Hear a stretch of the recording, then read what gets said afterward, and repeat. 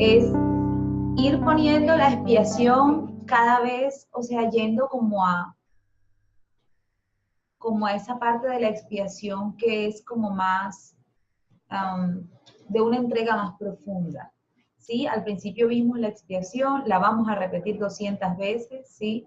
El curso no hace sino repetirnos una y otra vez lo mismo de diferentes formas. Pero hoy vamos a ver la expiación con mucha más profundidad, porque incluso vamos a ver el significado de la crucifixión y toda esa parte que nosotros, de alguna manera, como en Occidente, pues como cristianos, como católicos, hemos creído que es... ¿qué? Esto está lleno de papelitos. Hemos creído que realmente hubo sacrificio, ¿verdad? Que realmente hubo sacrificio. Porque lo que nos hicieron creer fue que Dios entregó a su Hijo, ¿no? Y yo me acordaba de algo que a veces hacen los papás, que es, te voy a castigar, esto me duele más a mí que a ti, pero igual lo voy a hacer. Esa es como para mí fue algo que pensé y dije, es como si creyéramos que Dios hizo eso. Me va a doler más a mí que a ti, pero igual lo voy a hacer. Igual te voy a sacrificar, como si fuera un animal, o sea, como si no fueras nada, como si no significaras nada, ¿sí? Y realmente es cambiar toda la percepción que hemos tenido sobre eso, porque si nosotros seguimos creyendo que Dios fue capaz de agredir a su Hijo, entonces vamos a seguir creyendo en un Dios que ataca. Y si seguimos creyendo en el ataque, vamos a seguir creyendo en la muerte. Vamos a seguir creyendo que Dios es capaz de acabar con nosotros, porque cuando acaban con un cuerpo, se acaba con la vida. Cuando en realidad lo que sucedió allí no fue, o el símbolo, o lo realmente significativo no era la crucifixión, era la resurrección. ¿Sí?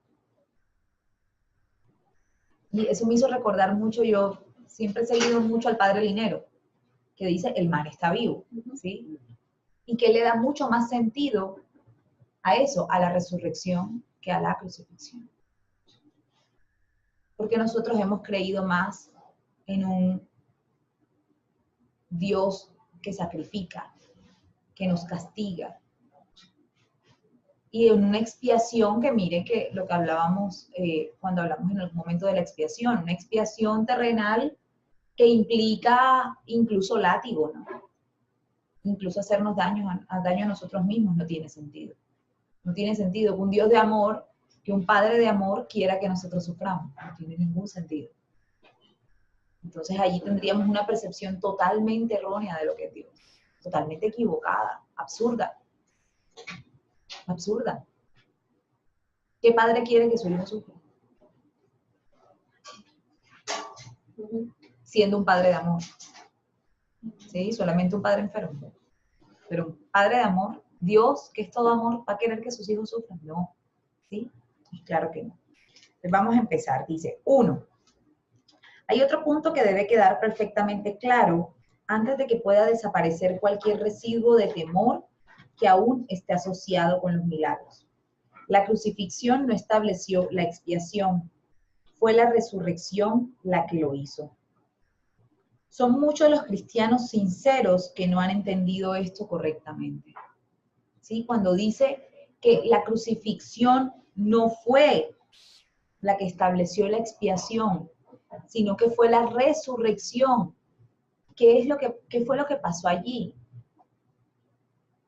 ¿Cómo era Jesús? Jesús, hasta ese momento, era el único hijo de Dios que había sido totalmente inocente. Era el único hijo de Dios que hasta ese momento había mostrado no atacar ni percibir ataque. Que era capaz de amar incondicionalmente. Al punto que él, aún ante la crucifixión, no se sintió atacado. Perdónalos porque no saben lo que hacen. Hágase tu voluntad por la mía. Una entrega total, una rendición total. ¿Y cuál fue el resultado de esto? La verdadera expiación, la resurrección. No murió. Simplemente se acabó un cuerpo. Pero es que un cuerpo no es Jesús. Si nosotros seguimos creyendo que Jesús era un cuerpo, seguimos creyendo que nosotros también somos cuerpos. Por tanto, seguimos justificando la creencia en la separación. Si en cambio reconocemos que lo que sucedió allí fue que Dios le dio vida y le dio vida eterna, es decir, vida sin tiempo, en la que no hay fin, entonces comprendemos que en lugar de ser un castigo fue un regalo. Hoy estaba viendo el tema otra vez, el tema de la separación, y dije, no, friego, iba a ser el día. Y tengo un libro que se llama Las vidas en las que Jesús y Buda se encontraron. Y otro libro, el de Enrique, este no es el Evangelio que vine a ofrecerte. Bueno, cogí varios, cogí el Génesis y comencé a leer como toda la interpretación. Y es que habían dos árboles. No había un árbol, habían dos. ¿Sí? Uno era el del conocimiento, que era el del bien y del mal, pero el otro era el de la vida. El de la vida eterna. Y en el árbol de la vida eterna es el árbol de la obediencia. Es el árbol del que tú comes porque tú recibes la orden de Dios, la sabiduría divina. Tú no eres sabio en tu propia opinión, como dicen Romanos, ¿sí? En cambio, el árbol del conocimiento, lo que nos vendía era la idea de tú vas a saber qué es lo bueno y lo malo y vas a ser casi como Dios. Vas a saber por qué le hizo todo eso. Y vas a saber el porqué de todo, ¿sí? Y fue tanto, ¿sí?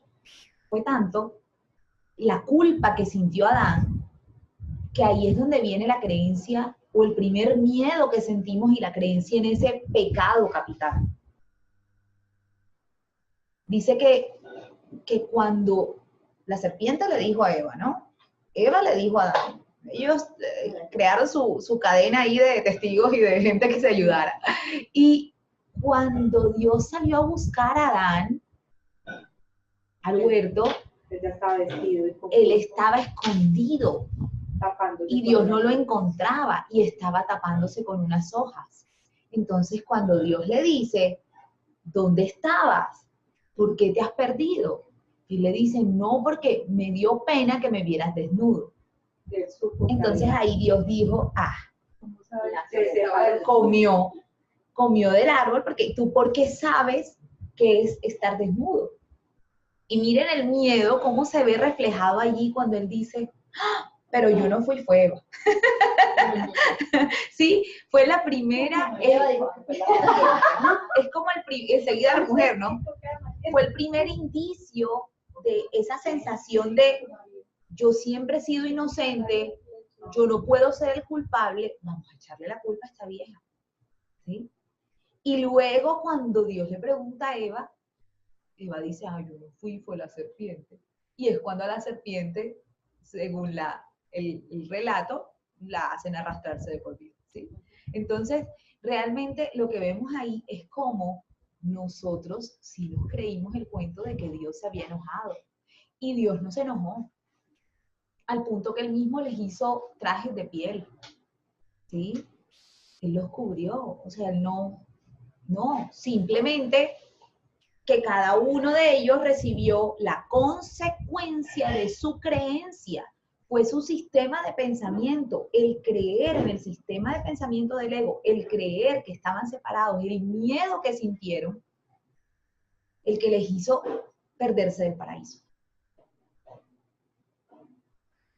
El que les hizo creer que de verdad habían pecado contra Dios, ¿sí? La embarramos, pecamos contra Dios, por tanto nos merecemos todos los castigos.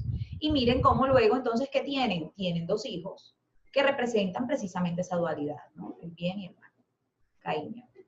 Entonces, realmente lo que creemos es que Dios es un Dios malo, un Dios que castiga. Pero ¿es por qué? Por nuestra misma creencia en que pecamos. Y esta es la primera creencia que tenemos que subsanar, que tenemos que sanar, de la que tenemos que pedir expiación, que es la identificación con el cuerpo. Si yo no me identifico con el cuerpo, yo sé que lo que sucedió en la crucifixión fue una imagen más.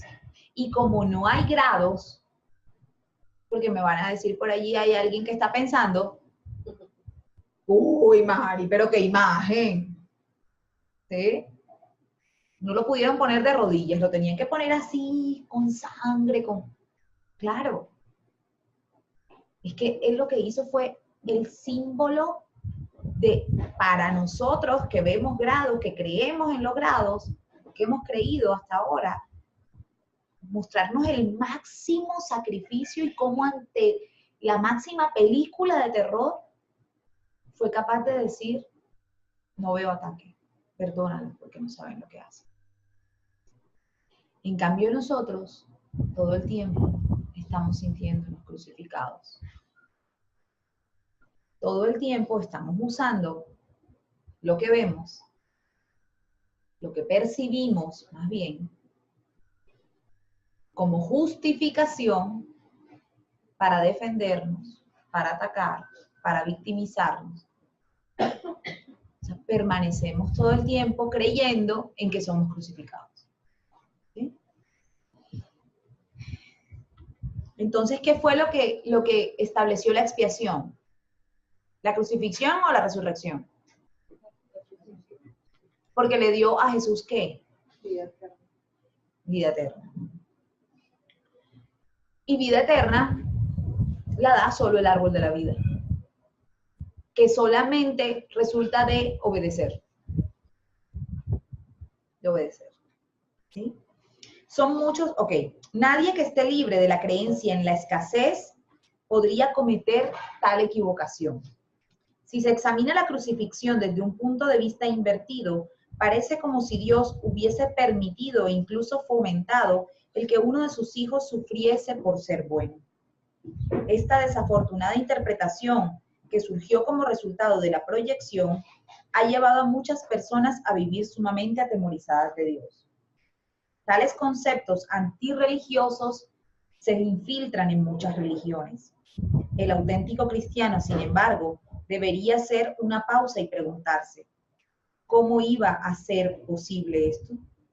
¿Cómo iba a ser posible que Dios mismo fuese capaz de albergar el tipo de pensamiento que sus propias palabras han señalado claramente que es indigno de su Hijo? O sea, ¿cómo podría Él sacrificar, dañar, matar a su propio Hijo? O sea, ¿en qué tipo de Dios estamos creyendo? ¿Sí? ¿En qué clase de Dios estamos creyendo? O sea, es realmente un ejemplo extremo que nos hace ver cómo nosotros, frente a lo más simple, reaccionamos. Frente a lo más tonto, reaccionamos. ¿Sí? Ay, no me miró. Entonces esto es realmente un símbolo, ¿no? Un símbolo para saber que no tenemos nada que temer. Que no tenemos por qué temer de Dios. Y que no tenemos nada de qué defendernos. Que ojalá recordásemos en cada momento esa circunstancia cuando sentimos ataque, cuando percibimos ataque. Y no solo cuando percibimos ataque en un conflicto, ¿no? Sino también cuando, por ejemplo, vemos que alguien está siendo atacado y lo vemos pequeño. Supuestamente atacado, ¿no? Vemos que alguien está peleando, por ejemplo, y lo vemos pequeño. O vemos a alguien que lo están atracando, por ejemplo, y lo vemos pequeño. O vemos a alguien pobre, económicamente hablando, y lo vemos pequeño. lo vemos con lástima. Todo eso es percepción de ataque. Un perro callejero. O un perrito callejero, o el gatico abandonado. Es saber que el Hijo de Dios no puede ser crucificado. Que tú no eres víctima de nada.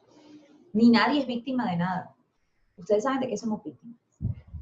De nuestras ilusiones. De nuestras fantasías. De nuestras falsas percepciones. Somos víctimas de un mundo que nosotros mismos hemos creado y creído. Porque si no hubiéramos creído en él, no lo hubiéramos